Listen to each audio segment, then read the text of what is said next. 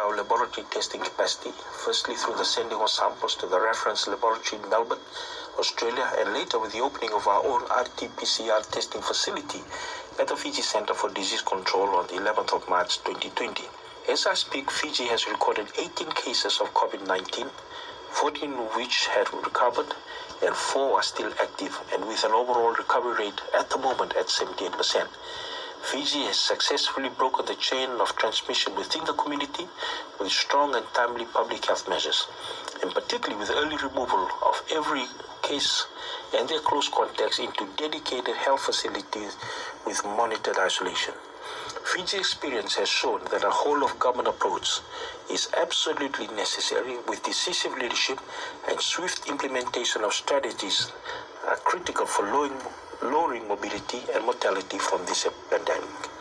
Fiji has also shown that in the presence of the impact of climate change, the ability of a small island nation to mount an effective response to an outbreak of infectious diseases will require a Herculean effort that will impact greatly on its resources for many years to come. I thank you.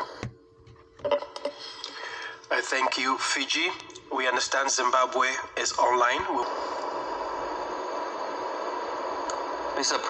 President, we are at war against COVID-19. Thailand has hammered down the epidemic and is cautiously moving into the dancing stage. We have learned important lessons. First, we have survived only the first few battles. Before the war is over, we must remain vigilant and should not yet declare victory.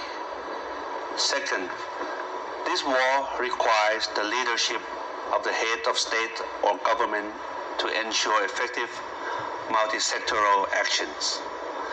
As the battlefield is nationwide, more than 1 million Thai village health volunteers and leaders of local governments have been actively involved. Third, a wide range of mandatory and voluntary measures is needed. Their success requires strong public awareness, engagement, and cooperation. Fourth, although fighting COVID-19 requires political decisions, we must quarantine politicizing COVID-19 to ensure solidarity.